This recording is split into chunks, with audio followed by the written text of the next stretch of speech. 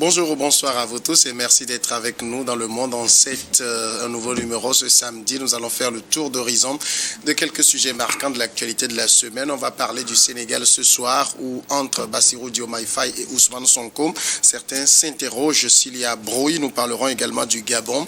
Le président a décidé de suspendre les bourses d'études pour le Canada et pour les États-Unis.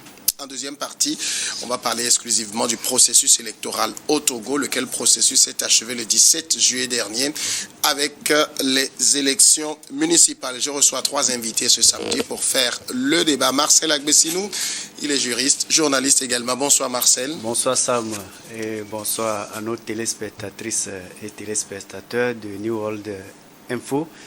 Et je saisis l'opportunité pour saluer mes 2 co-débatteurs, mes aînés surtout, et sans oublier les Togolais de la diaspora, et sans oublier aussi ma famille biologique et ma famille communale.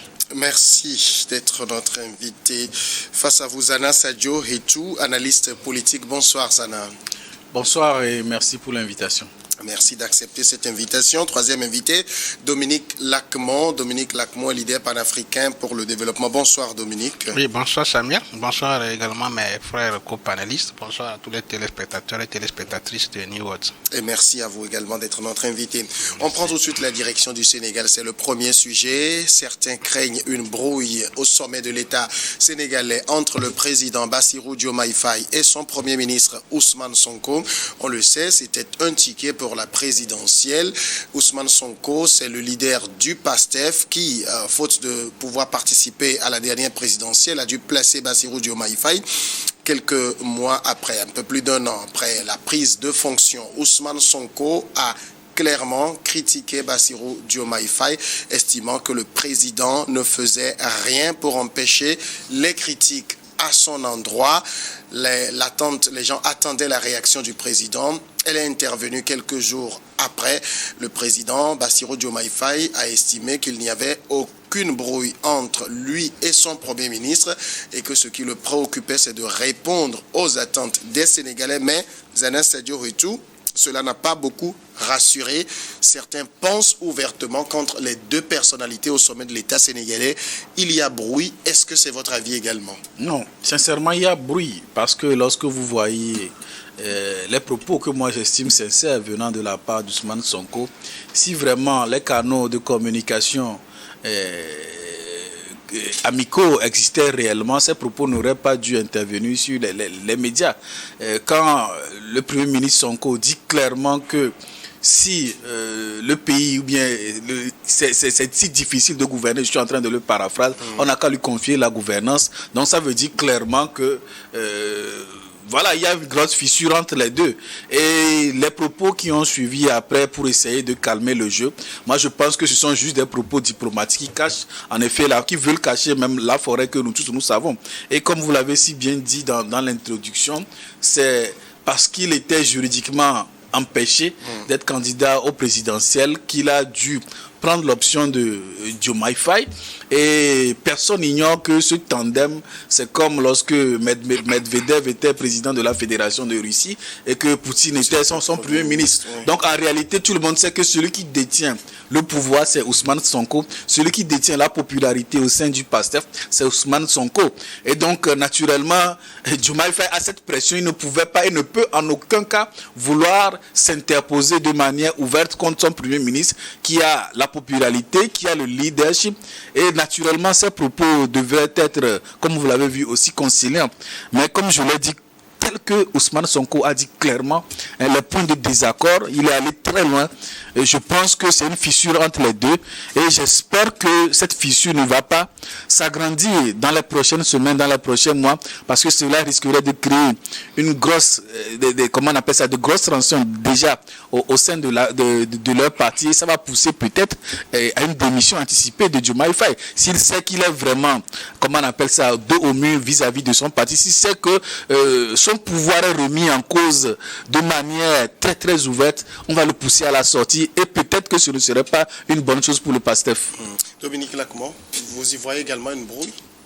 Oui, effectivement, comme l'a dit Sana, vous savez, les événements qui ont conduit Diomaye Faye au pouvoir datent de lointain, et que est-ce que Ousmane Sonko a digéré la manière dont son challenger, c'est-à-dire son lieutenant, qui était en temps des amis, les moyens par lesquels ces moyens qui l'ont conduit à arriver au pouvoir. Aujourd'hui, ces déclarations le montrent qu'il n'a jamais aimé que Faye soit au pouvoir, parce que vu l'homme, d'accord, je pense que pour lui, c'est lui qui est le président en fait. L'autre Sana a touché un point essentiel, a donné exemple avec la Russie. Il voulait jouer ce jeu à la Russie. Et vous savez que lorsqu'on arrive au pouvoir, il y a cet engouement, cette manière, surtout en recevant d'autres diplomates, c'est conseillers autour de choses. Diomaye Faye voyait autrement la présidence que par rapport à la vision de Sonko, qui voulait lui mettre comme une marionnette et qu'il soit derrière, et lui devait être derrière comme un maître, vous savez. Donc au début ça marchait, mais avec l'engouement et le goût du pouvoir, mais Diomaye Faye faisait sourde oreille à certains points de Sonko, et voilà, ces points-là lui conduisent à faire ce clash. Mais je pense que c'est une erreur aussi, stratégique de la part de Sonko de se tacler de cette manière. Il aurait pu le faire autrement. Mais je pense qu'il veut toujours, c'est-à-dire c'est pour dire à ces militants, à ceux qui le font confiance aujourd'hui, que Faye ne fait pas l'affaire de Pastef, c'est pas la vision que Pastef voulait au niveau du Sénégal, mais moi je pense que ce n'est pas une bonne chose de la part de Sonko en faisant ainsi. Et la réponse de Faye a été, moi j'ai été une réponse salutaire. Tu vois que c'est quelqu'un... Oui.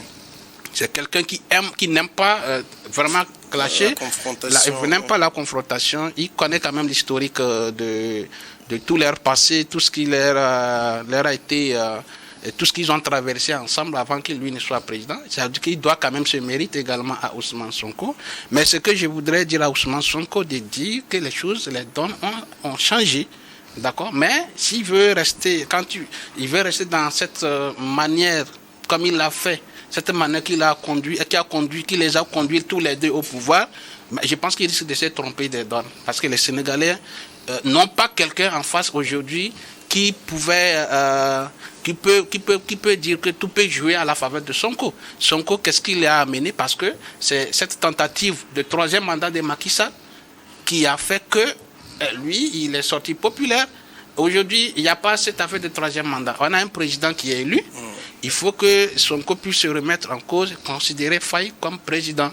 Là, même si à la fin de son mandat et qu'il décide de ne plus le reconduire, je pense qu'à ce moment, s'il y a des discordes, on peut comprendre. Mais dès 1 an et demi de mandat, et qu'aujourd'hui vous voulez, et quand vous voyez ces déclarations, il demande à Faye s'il ne peut pas gérer, il ne peut pas faire la gouvernance. Quand on lui confie ça, ça veut dire que dans ces termes, toi, un Premier ministre, si réellement c'était quelqu'un de... Mais je pense qu'il n'est même pas conséquent avec lui. Si vraiment un Premier ministre qui tient ses propos, je pense qu'il était honnête, il allait démissionner. Si la gouvernance de Faye ne lui répondait pas à ses attentes, le mieux c'est de démissionner. Mais faire une déclaration à un président de la République, je pense que les propos de Sonko sont des propos déplacés, et il faut qu'il revoie les donnes, sinon lui-même, ses propres manières peuvent lui décrédibiliser après. Marcel Agbestinou, qu'est-ce que vous pensez de ces propos tenus par le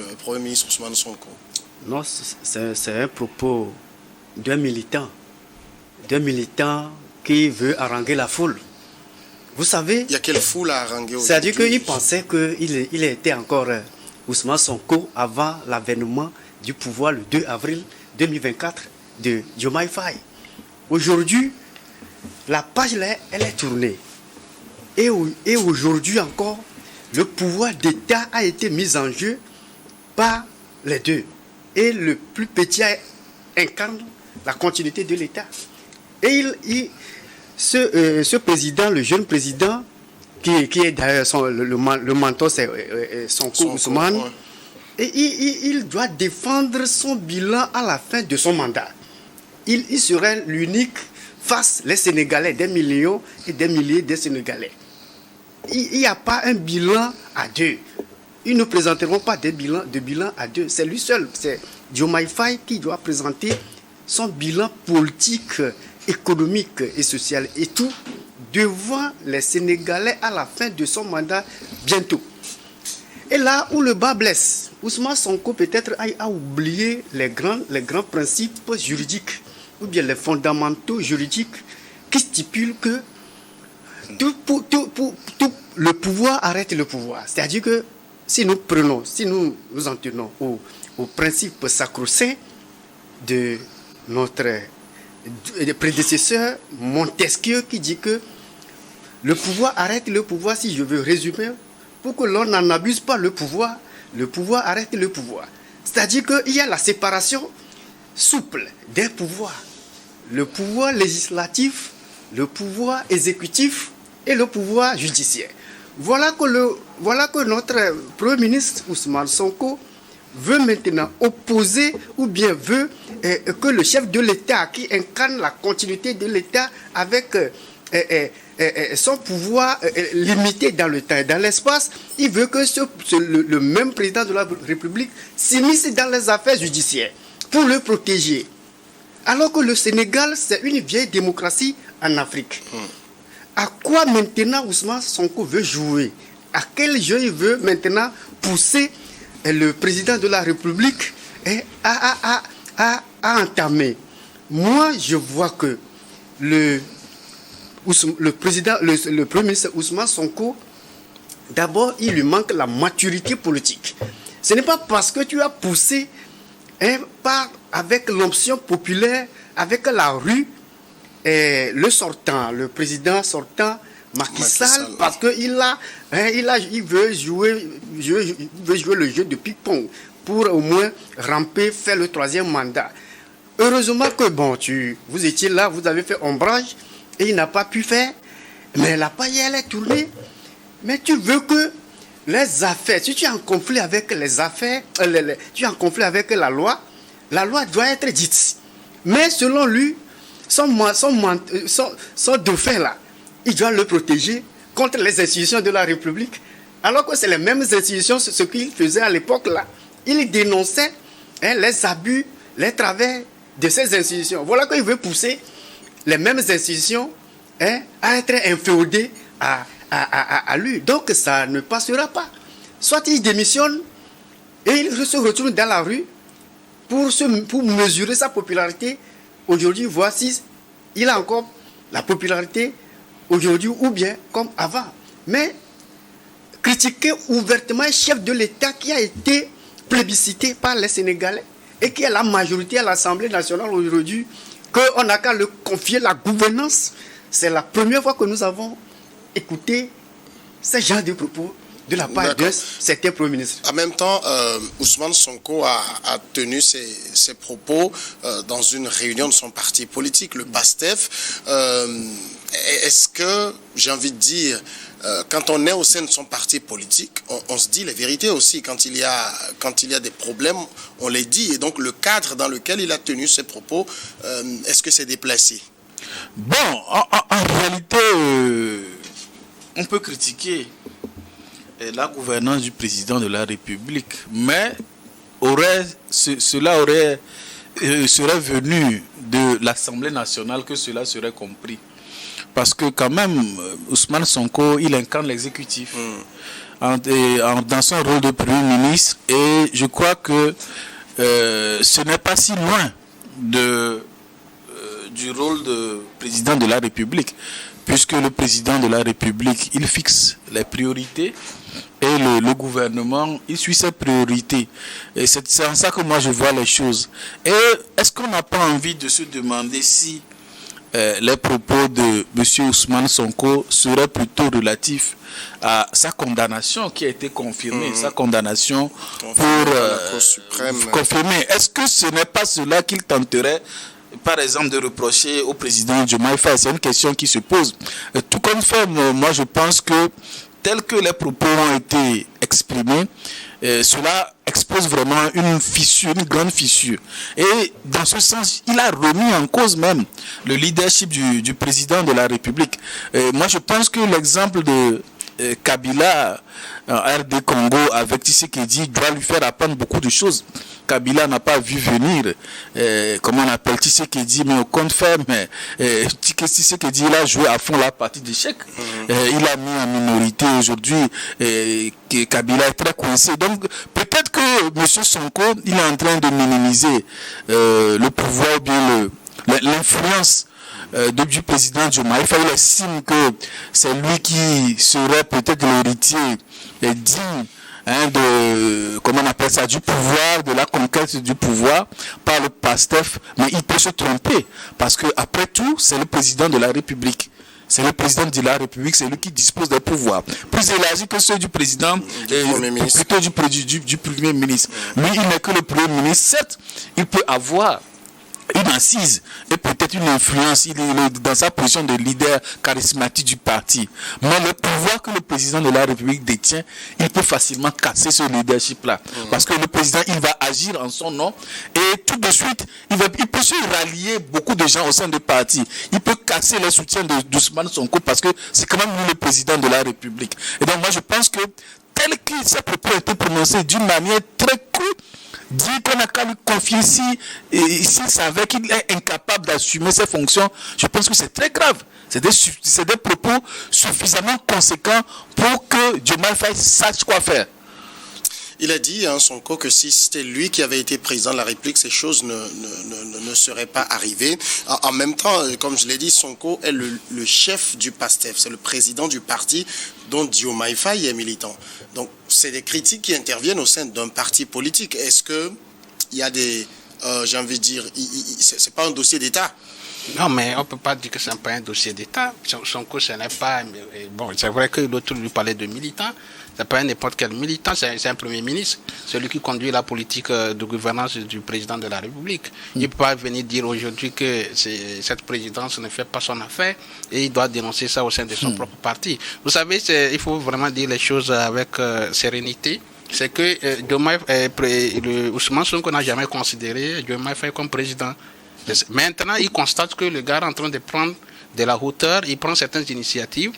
Lui voulait voir clair dans tous les dossiers. Sûrement qu'il y a certains dossiers qui l'ont échappé, notamment on dit la confirmation de sa condamnation. Ça, il est dit également. Il dit qu'il y a certains médias qui s'en prennent à lui, mais quand il veut, la façon dont il veut appliquer pour qu'on puisse interpeller ces médias, mais ça ne passe pas. Pourquoi? Parce que son président ne lui protège pas. Non, déjà, ça montre quelle est l'incarnation d'un président. Quelle est l'image que Ousmane Sonko voulait vis-à-vis, voulait être, quelle est l'image du président que Ousmane Sonko allait être. Ça veut dire que déjà, même ces propos-là lui décrédibilisent davantage que Diomaye Faye. On attend un président dictateur, tel que Sonko est en train de se montrer. C'est-à-dire s'il était à la place de Diomaye Faye, tout ce qui est en train de se passer à sa manière, il ne voulait pas de critiques, il ne voulait pas qu'on tente de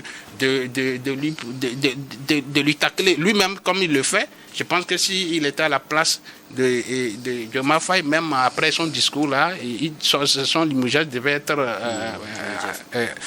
acté pour qu'il puisse quitter l'exécutif. Mais je pense que... mais Diomaye Faye a temporisé, oui, mais je pense qu'il n'y a pas de brouille avec son Premier ministre. Quand vous voyez... mais c'est quelqu'un qui a un sang-froid, d'accord, il est dans sa nature, il est calme. C'est ça qui permet que Ousmane Sonko puisse faire du bruit. Et comme je le confirme avec les propos de Sana pour dire qu'il se trompe ici, parce que si vraiment Diomaye Faye met une entreprise pour avoir sa tête, il va l'avoir. On en a vu avec Patrice Talon qui est arrivé au pouvoir avec l'accompagnement d'un arsenal de politique à la fin pour pouvoir gouverner, mais cet arsenal a été dissipé.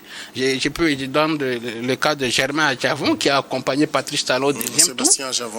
Sébastien Adjavon, pardon, et qui a accompagné Patrice Talon au deuxième tour contre le doyen, c'est-à-dire que le dauphin de Lionel Zinsou, Thomas Yaïboni, oui. Mais après au pouvoir, il voyait que Germain Sébastien Adjavon, pardon, ne lui laissait pas tac, il a mis une entreprise en place pour détruire tout ça là. Donc aujourd'hui, Ousmane Sonko se trompe. Diomaye Faye veut mettre une entreprise, soit sans lui, sans Diomaye Faye au pouvoir. C'est-à-dire que soit à la prochaine présidentielle sénégalaise, même si Diomaye Faye n'est pas réélu, ça peut ne pas être Ousmane Sonko qui arrive au pouvoir.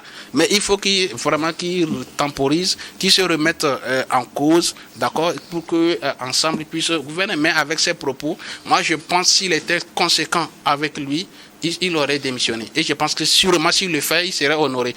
Mais il faut qu'ils comprennent que les mêmes terrains ne sont pas les mêmes, ce n'est pas les mêmes réalités avec Macky Sall. Lui, c'est un jeune président que presque les Sénégalais ne connaissaient pas, mais il peut tout de suite mettre sa vision en place et sortir de la vision de Sonko, et les deux vont s'enfronter, et c'est aux Sénégalais de les départager. Est-ce que quand vous regardez Diomaye Faye, il a réagi en disant qu'il n'avait aucun problème avec son Premier ministre. Et d'ailleurs, lorsque Diomaye Faye partait pour Cotonou, on a vu Sonko l'accompagner à l'aéroport. Est-ce que vous voyez un Diomaye Faye qui a envie d'affronter Sonko?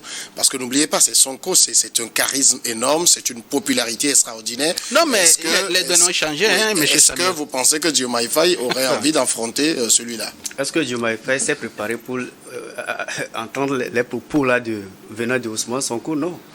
Parce que Ousmane Sonko, selon lui, on doit le protéger contre la confirmation de la décision issue de la Cour suprême, confirmant effectivement que sa condamnation. Mais ce que Ousmane Sonko a oublié, ce qu'il a oublié, mais après la condamnation, celui qui a la clé de voûte de toutes les institutions pour signer la grâce présidentielle, c'est Diomaye Faye. Maintenant, il a poussé Diomaye Faye, au vu et au su de tout le monde, à ne plus signer un décret, le protégeant, c'est-à-dire que décret que nous appelons la grâce présidentielle. C'est-à-dire que pour gracier quelqu'un, on doit le condamner d'abord. La condamnation doit être actée. Juridiquement, c'est ça. On va vous condamner. Après la condamnation, c'est le chef de l'État, parce que ce sont des décisions politiques. L'affaire de Ousmane Sonko avant et après, là, c'est politique, hautement politique. Donc le chef de l'État, qui est garant de l'unité nationale, qui est grand maître des ordres nationaux, c'est lui seul qui peut toutefois déclarer tel ou tel, après avoir écouté la justice faire son travail, après avoir laissé la justice faire son travail, ou bien le parquet, les parquetiers ont déjà épuisé leurs décisions, leurs travaux. C'est le chef de l'État qui doit faire la grâce, signer la grâce pour un détenu, pour telle ou telle personne. Voilà que le gars, il est tellement agité, pressé, et il ne voulait pas donner aucune minute, aucun espace à son défunt président de la République, qui aujourd'hui plus populaire que Ousmane Sonko. Aujourd'hui, là où... C'est pas sûr. Hein. Non, vous savez, c'est un chef de l'État. Il peut toutefois téléphoner, il peut toutefois signer des conventions internationales, des accords internationaux, des traités internationaux où Sonko ne pouvait même pas y aller. Sonko doit exécuter la politique gouvernementale. Un point barre.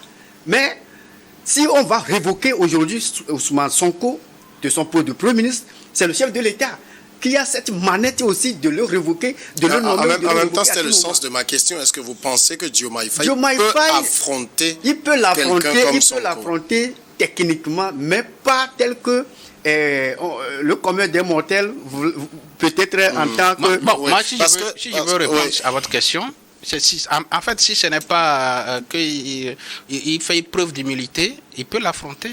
Il n'a rien à perdre. C'est-à-dire que, soit il n'a rien à perdre. Lui, là où il est arrivé, il sait qu'il est arrivé il est arrivé à la présidence parce que Sonko ne devait pas a été empêché. Donc, si aujourd'hui Sonko veut l'affronter, c'est Sonko qui perd.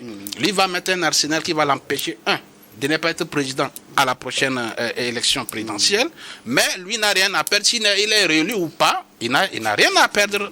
Donc je pense que ce qui a besoin de l'autre plus, c'est Sonko. Si Sonko veut être président de la République du Sénégal, je pense qu'il devrait être mieux, il doit s'attacher mieux à Diomaye Faye que de vouloir faire le contraire.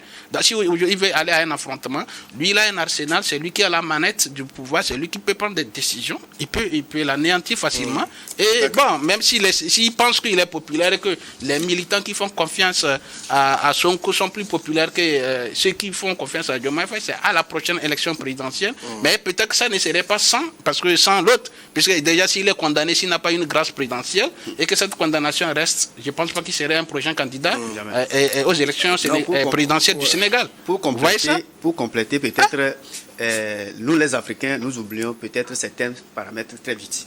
Les faiseurs du roi sont d'habitude souvent écartés.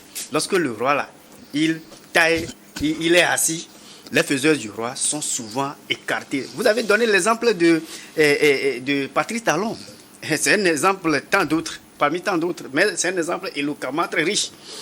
Lorsque Patrice Talon a vu qu'il est assis, il est assis à la magistrature suprême, il devient grand maître des ordres nationaux, mais c'est le premier, c'est Sébastien Javon. Mais aujourd'hui, il est en exil. Les autres comme Ganiou et tous les deux mandats du Sénégal. Ganiou, les deux enfants de Nicéphore Soglo, Ganiou et Léadi Soglo, ils sont à l'extérieur. Et voilà, il y a certains qui sont emprisonnés, certains journalistes, et certains qui tapissent dans l'ombre, à la présidence. Tous sont écartés. Donc, la fonction présidentielle, elle est un peu dangereuse parfois. Et si tu participes directement ou indirectement à élire un roi, donc après le roi, il est assis, donc il va vous écarter, il va vous écraser. C'est ça, quand on voit, vous savez, entre Sonko et Faye, c'est pas le même tempérament. Et moi, je regarde aussi le microcosme politique sénégalais, la mentalité des Sénégalais. Est-ce que on voit un Faye entrer en confrontation avec Sonko? Bon, tout d'abord, avant de répondre à la question sur le cas béninois, j'aimerais quand même préciser que les ennuis de M. Sébastien Javon avec la justice ne sont pas l'œuvre d'une entreprise du président Talon. Ce sont des procédures judiciaires, ni, comment on appelle, le fait que M. Léadi Soglo ait fui. C'est à la suite des dysfonctionnements qu'on a constatés à la mairie de Cotonou, et où il y avait l'imminence d'une procédure qu'on a dit c'est là. Donc ce n'est pas l'œuvre du président Talon, ce sont des problématiques. C'était judiciaire. C'était judiciaire. Mais ce n'est pas une entreprise du président Talon, c'est ce que je voulais dire. Donc en continuant sur le sujet, est-ce que M. Diomaye Faye peut vraiment affronter, comme on appelle, son premier ministre, Sonko? La question mérite d'être analysée. Parce que moi je dirais ça dépend de qui peut contrôler facilement l'Assemblée nationale, qui peut facilement enclencher une procédure de défiance du président un vote de défiance du président de la République. Et donc, actuellement, je pense que M. Diomaye Faye, il est affaibli. Il ne peut pas engager le bras de fer. Et comme le dit l'un des grands conquérants de l'histoire, qu'on appelle Gengis Khan, il serait fou pour livrer une bataille perdue d'avance. Et donc, quand vous savez que votre adversaire, vous ne pouvez pas l'abattre, maintenant, vous jouez à l'usure. Vous adoptez des propos conciliants, comme ce que Diomaye Faye a fait, et vous affinez vos armes. Et vous vous ralliez des personnalités. Et quand vous savez que vous avez suffisamment de l'énergie, vous avez suffisamment de moyens de soutien, mais vous engagez le bras de fer. Et moi, je suis sûr que c'est peut-être ce que M. Diomaye Faye est en train de faire. On va passer maintenant au second sujet rapidement, le Gabon. Le président gabonais, M. Oligui Nguema, suspend les bourses d'études pour les États-Unis et le Canada. Il a annoncé dans un entretien avec les ressortissants gabonais, selon le président, ceux qui partent à l'étranger pour étudier, les citoyens gabonais, ne reviennent pas au pays. Et donc, il préfère concentrer les bourses d'études sénégalaises vers des pays dans la coopération sud-sud. Il a parlé du Sénégal, du Bénin, du Ghana, d'autres pays qui offrent également de bonnes conditions de travail et dont on est de bonnes conditions d'études et dont on est sûr que les étudiants vont revenir plutôt que vers les États-Unis. Et le Canada qui propose finalement à la fin du cursus scolaire de meilleures conditions de vie et de travail à ces étudiants qui refusent de rentrer au pays. C'est Marcel Agbessinou, le constat du président gabonais est quand même un constat vérifié. Beaucoup de personnes partent étudier à l'étranger sur des fonds étatiques et une fois qu'ils ont fini, qu'ils ont leur diplôme en main, ils ne rentrent plus au pays. Mais ce que le jeune président gabonais, bien si je dis jeune, mais il a 50 ans, donc, il est quand même jeune en fonction. Donc ce qu'il a dit, il a vu quelque chose que bon nombre regardent très bas. En Afrique, vous voyez, vous le savez, je le sais, et pratiquement dans la vraie vie, la vie de tous les jours, et les Africains, ils partent pour l'Occident. Les bourses d'études, certains se cachent derrière les bourses d'études. L'État déploie énormément de sous. L'État fait des va-et-vient de finances publiques pour au moins envoyer ses concitoyens à l'étranger pour les études. Croyant qu'après les études, après les diplômes, ils vont revenir au pays. Mais tel n'est pas le cas. Une fois arrivés même, certains abandonnent ce pourquoi ils sont venus en Europe ou bien au Canada ou aux États-Unis. Mais ça fait que les bras valides, les intellectuels africains, les élites africaines que nous voulons construire, au jour, il y a le manquement, il n'y a pas de mains, il n'y a pas d'intellectuels de haut niveau. Les compétences restent ailleurs. On prend le peu pour servir encore là où il y a la compétence. Il n'y a pas de bras valides. Alors que ce que l'État fait, juridiquement, on l'appelle les clauses de déformation. C'est-à-dire que les clauses de déformation, c'est que je vous recrute dans mon entreprise, je finance votre formation. Croyant qu'à la fin, vous allez servir mon entreprise. Mais si vous fuyez, si vous faites des jeux de ping-pong avec moi, je peux saisir toutes les institutions pour vous recadrer et réclamer mon argent. Alors que l'État ne pouvait pas le faire ainsi, donc l'État va bloquer les robinets. C'est ce que Oligine est en train de prévoir pour 2026. L'année prochaine, il a été clair lorsqu'il était aux États-Unis, à Washington, il a rencontré la diaspora gabonaise. Et c'est de là qu'il a évoqué avec éloquemment son projet de suspension des bourses d'études pour l'année 2026 vers 3 pays. La France même, y compris la France, les États-Unis et le Canada. Mais ce il a motivé son argument en disant que les études au pays d'accueil sont tellement très chères et que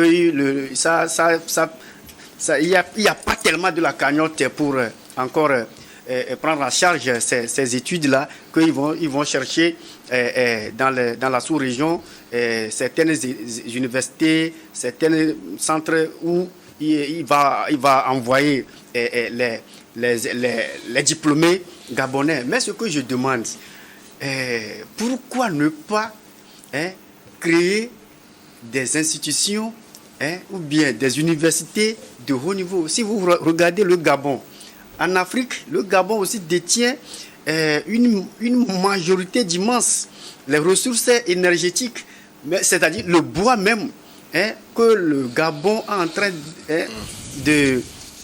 d'exporter ailleurs, c'est un peu énorme. Mais je vois aussi certaines limites du président Oligine, que peut-être sa décision vient coopter. Oui. On va revenir sur les limites tout à l'heure. Dominique Lacmon, le constat du président est partagé?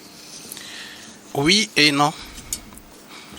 Oui, dans un premier temps, je suis d'accord avec lui. Je lui comprends parce que après avoir énormément déversé, puisque ce sont des bourses d'État que les gens bénéficient, et ces bourses, normalement, l'engagement, c'est de revenir servir son pays. Du moins pour quelque temps. Oui, donc c'est... Sauf que les conditions de la bourse n'est pas définies, que ça ne permet pas aux chercheurs, c'est-à-dire que vous avez la bourse, c'est pour aller étudier. Mais au même moment, vous n'avez pas la certitude qu'au retour dans votre pays, vous aurez un emploi. Ça, Oligui Nguema doit savoir cela, en fait. Et ça fait que quand vous partez pour la bourse, pour vous, l'État vous a accompagné pour aller faire vos études. Mais l'État ne vous a pas dit qu'après les études, sûrement que vous retournez. Il y a une garantie d'emploi. Il y a une garantie de... Voilà. Et vous savez, les pays dont ils citent sont des pays dont les études sont autre chose que ce que nous... Mais ce que nous observons en Afrique, c'est la nuit. Si on veut parler de comparaison, c'est le jour et la nuit. Donc, Oligui Nguema aussi le sait très bien qu'il a ce défi pour pouvoir... mettre en place, même si lui il n'effectue pas la bourse d'État pour ces pays-là même offrent des bourses aux étudiants. Le Canada, une immigration choisie, donc ça fait que voilà, tout le monde. Ces pays, c'est quoi? Ça dépend de la formation, la qualité de formation qu'ils offrent. Déjà, quand vous êtes en fin de préparation de votre cycle, vous terminez votre formation dans des entreprises. Et quand une entreprise vous découvre très talentueux, on commence par vous courtoyer, on vous propose des choses. Mais quand vous avez dans la tête qu'au retour au pays, vous risquez de taper les fesses, je ne sais pas, mais alors que vous avez une meilleure offre, aujourd'hui, qu'est-ce que le chercheur ou bien l'étudiant, quelqu'un qui a fait ses études veut? C'est un mieux-être. C'est vrai qu'on peut parler de la culture patriotique, mais derrière ça, il faut un mieux-être et que cet étudiant, une fois... et dans ces pays-là, c'est l'offre qui leur a été donnée qui pose problème. Maintenant, dans ce second, je pense qu'il faut maintenant mettre des mécanismes incitatifs pour que ces personnes-là puissent avoir ce sentiment de retour pour servir l'État. C'est vrai, moi, il y a des chercheurs qui ont cette culture patriotique, qui veulent revenir servir leur État. Mais est-ce que la culture de l'excellence est effectuée dans nos États? Quand je prends, vous savez, aujourd'hui, quoi qu'on dise, aujourd'hui dans nos États africains, réellement, c'est ceux-là qui devaient être les élites qu'on devait faire confiance pour conduire certaines actions. D'une manière, on ne leur fait pas confiance pour d'autres raisons. Puisque le politique, s'il ne voit pas en toi toute sa sécurité, il ne va pas te confier cette responsabilité. Je pense qu'il faut créer, il faut apaiser, il faut d'abord créer ce climat-là qui permet que les gens puissent avoir confiance qu'après les études, ils peuvent venir librement servir leur pays à toute quiétude et en leur offrant un mieux. Je pense qu'il faut, et c'est par là que je disais, là où je ne suis pas d'accord, il faut que Oligui Nguema, avant de prendre cette décision, commence par, l'autre l'a parlé, le Gabon c'est un pays qui regorge beaucoup de ressources minières. Il faut d'abord créer des grandes universités où on a tous les moyens pour que les chercheurs puissent être épanouis. Pourquoi on va aux États-Unis et la chose. Quand vous faites une étude en recherche de laboratoire, par exemple, vous n'avez rien sur le continent africain. Vous allez, vous détenez la connaissance. Vous savez comment faire la recherche, mais vous êtes limité dans votre recherche parce que par faute des infrastructures, soit vous manquez des laboratoires d'analyse pour pouvoir... C'est pas que les Africains ne connaissent pas, mais on manque des moyens. Donc je pense que Oligui Nguema devrait anticiper à mettre, peut-être construire des universités qui répondent aux normes internationales, qui permettent aux chercheurs de faire les recherches sur le plan national que d'aller dans les pays. Le souci de Oligui Nguema aujourd'hui, c'est que les Gabonais qui partent étudier à l'étranger puissent rentrer, servir leur pays. Maintenant, est-ce que derrière, il ne faut pas penser à un mécanisme, je mets le mot entre griffes, pour les contraindre à rentrer? Oui, je pense que l'ACMON vient d'avancer des pistes intéressantes. Moi, j'ai été boursier d'excellence du Togo et j'en sais beaucoup de choses. Vous savez, lorsque vous faites à l'extérieur une école d'excellence, mais vous savez comment vous êtes traité. Moi, par exemple, j'ai signé mon premier contrat de travail 3 mois avant la fin de mon diplôme. 3 mois avant la fin. Et donc, la question qu'on se pose, lorsque vous voyez les conditions qu'on vous propose, une fois que vous finissez vos études, mais en tant qu'humain, vous comparez par rapport à ce que dans votre pays, ce qui est proposé. va se poser la grille salariale qu'on vous propose, les avantages qu'on vous propose. J'ai bon nombre d'amis qui sont restés là où on a fait les études, ou bien même qui ont continué ailleurs, qui ne sont jamais revenus et qui ne veulent jamais revenir parce que, vous l'avez si bien dit, qu'est-ce qui garantit l'emploi au retour? Alors que là-bas, vous êtes cherché comme une perle rare, ici vous êtes royalement ignoré. Et donc, des pays comme le Ghana, par exemple, ont une méthode vraiment, une stratégie pour contraindre. Qu'est-ce qu'ils font, le Ghana? C'est-à-dire qu'ils signent des partenariats parce que lorsque celui qui octroie la bourse, il signe des partenariats. Ok, moi je vais vous mettre mes étudiants les meilleurs à votre disposition, mais à une seule condition.